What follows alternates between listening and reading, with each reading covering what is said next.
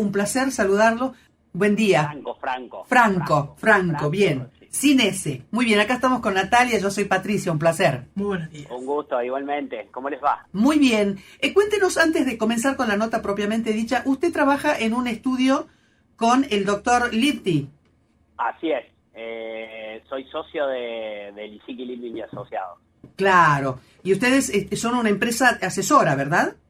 Nosotros somos un estudio de servicios profesionales. Con el tiempo fuimos reformulándonos y un poco hoy tenemos muchas líneas de servicios que incluyen el asesoramiento impositivo, la auditoría, servicios legales. Hoy somos más de 550 personas trabajando en todas las oficinas que tenemos en el país, en Córdoba, Rosario, Buenos Aires, Mendoza. Así que sí, esa es la actualidad del estudio. Una empresa importante y por su tonada, usted cordobés. Cordobés. Qué lindo. Nos encanta la tonada de los cordobeses. Bueno, Franco, entremos al tema. ¿Finalmente el impuesto a la ganancia está vigente en la Argentina? Bueno, vigente estuvo siempre. Sí. Vigente estuvo siempre. De alguna manera con la aprobación puntualmente de esta parte de las reformas fiscales que hubo, que son un montón, hay un montón de novedades y tenemos un montón de trabajos y consultas por este tema, en lo particular en lo que tiene que ver con el impuesto a las ganancias. Como bien ya decías en la introducción, lo que se reformuló un poco es la forma de cálculo, ¿no? Haciendo un poco de historia, vamos a finales del año pasado, en donde el gobierno decidió que el impuesto a las ganancias tenía que pasar a tributarse de una forma muy especial. Y para que la gente lo pueda entender, lo que se hizo fue, se puso un piso a partir del cual de ahí para abajo nadie pagaba y de ahí para arriba se empezaba con el pago del tributo y eso es lo que provocó de alguna manera es que el impuesto a las ganancias, que debería ser el impuesto más progresivo en términos de el que más tiene más paga, y ahora vamos a los montos y después vamos a charlar si significa que más tiene eso con los nuevos mínimos está bien o no. Se produjo una distorsión en la progresividad del impuesto, porque cuando uno se pasaba muy poquitito de este límite, que era 2.340.000 pesos, empezaba a pagar y pagaba mucho. ¿Bien? El impuesto a las ganancias, lo que se hizo ahora fue volver al esquema anterior a la reforma de finales del año pasado, en donde lo que había era progresividad en términos de lo que se llaman las deducciones personales. Y esto de las deducciones personales lo que incluye el famoso mínimo no imponible, las cargas de familia, el cónyuge, los hijos, determinadas deducciones que tienen que ver con gastos de alquiler, y que eso un poco es lo que determina un concepto que es técnico, pero que la gente no entiende, que es la capacidad contributiva de un contribuyente. Correcto. ¿Bien? No es lo mismo una persona que gana 2 millones de pesos y es soltero, que una persona que gana 2 millones de pesos y tiene 5 hijos. Claro. Está claro que la capacidad contributiva es muy diferente. Si tienen hijos, sabemos que diría que prácticamente casi ni alcanzaría. Con 2 millones. Sí. Exactamente. Sí. Entonces, de alguna manera lo que se vuelve es eso. Ahora, en este empalme entre un sistema y el otro, de alguna manera lo que se ve es que va a haber mucha más gente que no pagaba, por estos famosos 2.300.000, a empezar a analizar la situación particular de las deducciones de cada uno de los contribuyentes, ¿no? En plan relación de dependencia, digámoslo bien directamente, porque después entran los autónomos y hay un montón de variantes. Pero para entenderlo, es decir, un soltero que hasta ahora no pagaba, probablemente ahora empieza a pagar porque el sueldo bruto sobre el cual se empieza a pagar, en este caso el soltero sin hijos, es 1.800.000 brutos, que da algo así como 1.500.000 de bolsillo. Sí. ¿Ok? Sí. Entonces, la primera noticia es que, bueno, va a haber alrededor, lo estima el propio fisco, de 800.000 personas que van a ingresar de vuelta en el impuesto, pero que hay que analizar las particularidades del impacto real de empezar a pagar de vuelta este impuesto, ¿no? Porque de vuelta, con una actualización de escalas que no se venía haciendo, más el cómputo de las deducciones, de estas deducciones famosas personales, probablemente el impacto no sea tan importante, y vemos algunos ejemplos prácticos en donde el impuesto tiene un impacto en menos del 1% de lo que... De ese ingreso. Exactamente. A ver, Franco, si yo soy soltera, lo cual no es cierto, pero vamos a suponer, soy soltera y gano 1.900.000 pesos, pero pago en concepto de alquiler, donde vivo, pago mi alquiler que cuesta 500.000 pesos. ¿Ese alquiler se deduce también, se lo tiene en cuenta a la hora de aplicar el impuesto a las ganancias? Ese alquiler se deduce con dos topes. Uno es hasta el 40% de lo que pagas por mes, o hasta 3.091.000 pesos por año, que es el mínimo lo impone. Que estas escalas y las deducciones personales, que es el monto ese que te acabo de decir, de 3 millones de pesos por el concepto de alquiler, se van a actualizar por única vez en lo que queda del 2024 en septiembre, con la inflación de julio y agosto. ¿Ok? Sí. ¿Por qué te hago esta referencia? Porque a partir del 2025, del año que viene, las actualizaciones tanto de las escalas como de los montos de estas deducciones, de las deducciones personales, y que ahí entra el tema del alquiler que me acabas de preguntar, se van a actualizar cada 6 meses, en junio, en enero y en julio, por el índice de inflación. Y entonces, de alguna manera, lo que se trata de hacer es que vaya las escalas y las deducciones personales acompañando la evolución de la inflación. Claro. y que si todo marcha como vemos, todo parece ser de que la inflación se tiende a estabilizar a la baja. Ojalá que sea así, porque la inflación es el peor impuesto de todos. Sí. Y eso de alguna manera estabilizaría los montos de las deducciones y de las escalas a pagar en función al incremento ya no salarial, sino de la inflación. Y eso es una buena noticia. Sí. Ahora, ¿hay un cálculo de cuánto ingresarían a las arcas del Estado? Sí, hablamos del Estado en general, sí, ¿verdad? Sí. ¿En concepto de impuestos a las ganancias? Sí, se informó de que esto representaría algo así como el 0,45 del PBI, lo cual después tendríamos que ver si ese número efectivamente es así o no, pero son muchos millones de pesos que ahora va a recaudar el Estado, y con un dato no menor: el impuesto a las ganancias es un impuesto coparticipable. Y esto quiere decir de que las provincias van a recibir parte de este impuesto porque el Estado Nacional está obligado a repartirlo. ¿Está bien? Sí. Entonces, de alguna manera, el impacto en la recaudación total no es pura y exclusivamente por el Estado Nacional, sino que todas las provincias reciben un pedacito de este impuesto. Un tema importante que es lo que preocupaba a mucha gente, que es que, y la redacción es muy complicada, yo trato de ser lo más llano posible para que se entienda, sí. Pero los que no pagaron hasta ahora, y por este cambio, porque el impuesto a las ganancias es un impuesto anual, ¿sí? Sí. O sea que en términos prácticos las modificaciones ahora también impactarían entre enero y junio, pero la realidad es que por algún mecanismo que está redactado en la norma de manera complejo, lo que la gente tiene que saber es que no van a pagar impuestos los que ya no pagaron. ¿Okay? Eso es para darle tranquilidad a la gente. O sea, no es retroactivo. No es retroactivo. Bien. No es retroactivo. ¿Ok?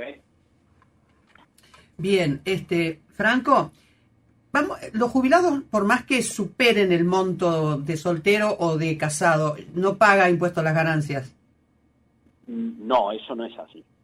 Los jubilados tienen el mismo régimen que cualquier empleado en relación de dependencia. Lo que ocurre es que del gran universo de jubilados, la mayoría de las jubilaciones no superan estos montos. Claro, ¿no? Sí. Entonces, cuando uno mira las jubilaciones mínimas, o por ahí lo que están un poquito por encima de la jubilación, bueno, están muy lejos de este famoso 1.800.000 bruto. Recuerden que la jubilación no tiene deducciones de aporte y contribuciones, sí. ¿no? Entra por recibo, pero déjeme decirle que serían las jubilaciones más acomodadas las que entran dentro del impuesto a la ganancia. Perfectamente es así, cuando uno tiene una jubilación que supera los montos del mínimo imponible y todo esto que venimos conversando, el propio ANSES hace la retención del impuesto. Sí, yo estaba justo buscando información, no recuerdo cuál es el tope máximo, pero creo que era 2 millones o un poco menos, pero ahí nomás. No me acuerdo el monto máximo, porque tenemos jubilación máxima en la Argentina. Ahí me mataste. Sí, no, por eso, porque es un dato que cambió, es más, últimamente cambió porque está modificándose casualmente por esto de la movilidad que tiene, ¿no? La jubilación ahora. Pero lo que queda claro es que sí paga un jubilado si llega a los montos, ¿verdad?, que son tributarios. Supongamos que el jubilado ya no tiene nadie a cargo, entonces no tiene muchas deducciones personales, y supongamos que el jubilado no tiene ninguna de las otras deducciones que mencionábamos recién, ahí sí en verdad tendría muchos gastos médicos que también son deducibles. Claro. Si llega al 1.800.000 bruto, que en este caso sería 1.500.000, si supera el 1.500.000, la jubilación va a pagar el impuesto a la ganancia de jubilado. Bien. Pero como decía recién, con un impacto residual, ¿no?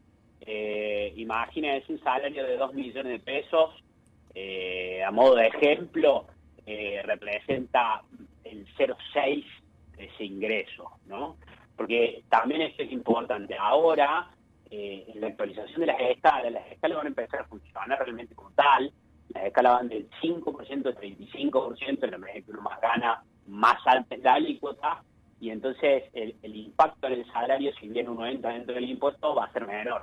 Ahora, en el régimen anterior, cuando uno se pasaba un poquito de estos 2.300.000, arrancaba a tributar en la escala del 27%. Claro. Entonces, por ahí es medio caso a caso que hay que hacer el cálculo. análisis. Claro, tal cual, por eso que le decía antes, ¿no?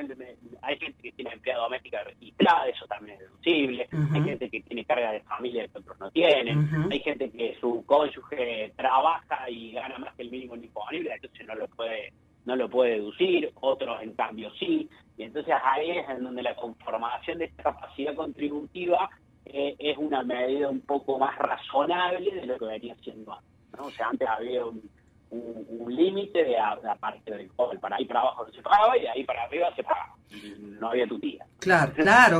Franco, dijiste entre el 5 y el 35. Entre el 5 y el 35 para las escalas más altas. Claro. Y bueno, nada, un poco era esto lo que, por ejemplo, de otro ejemplo, acá que dice la tarea y tengo anotado, un salario de 3.200.000 sin cargas de familia, paga 250.000 pesos por mes, pero eso representa menos del 8% del salario, ¿no? Claro. Entonces, y estamos hablando de un salario que no es la media, arriba de 3 millones de pesos, no son salarios normales en el mercado, o por lo menos no es el universo más importante. Después, ese mismo salario, pero con una deducción por cónyuge y 2 hijos, el impuesto baja al 4%, o sea, a la mitad de lo que le hubiese correspondido si no tuviera las cargas de familia. Qué importante entonces tener en cuenta esas deducciones, la consulta, ¿no?, del trabajador que no sabe muy bien cómo es la cosa, consultar con un contador que pueda, digamos, evitarle que pague un impuesto a las ganancias superior al que debería pagar.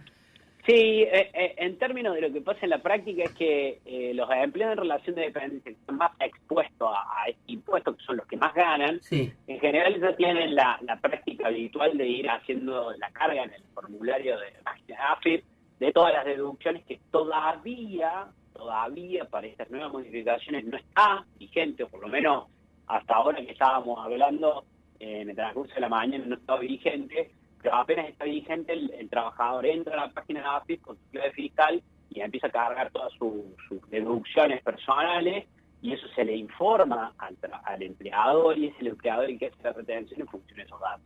Y ese tipo de trabajador tiene una gimnasia ya para poder cargar todo esto, sí, porque sabe que si no lo hace, el impuesto, como le daba el ejemplo recién, puede ser del doble. Claro.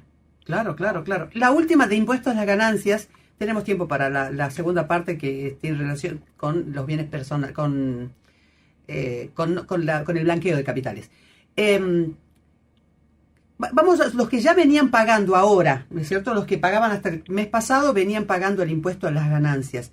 ¿La aplicación de la nueva fórmula modifica para mejor? O sea, ¿pagan menos o van a pagar más o igual?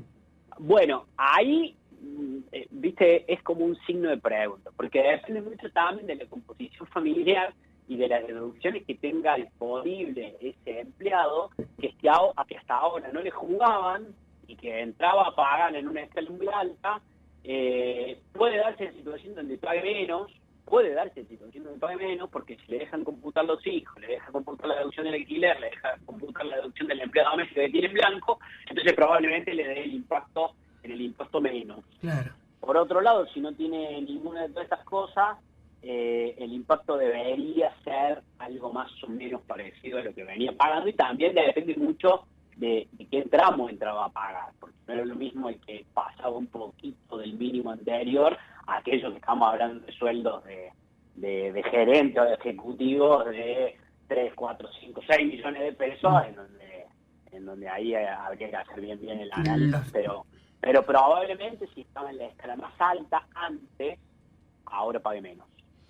O sea, vas a tener la situación que hay que analizarla caso por caso. Bien.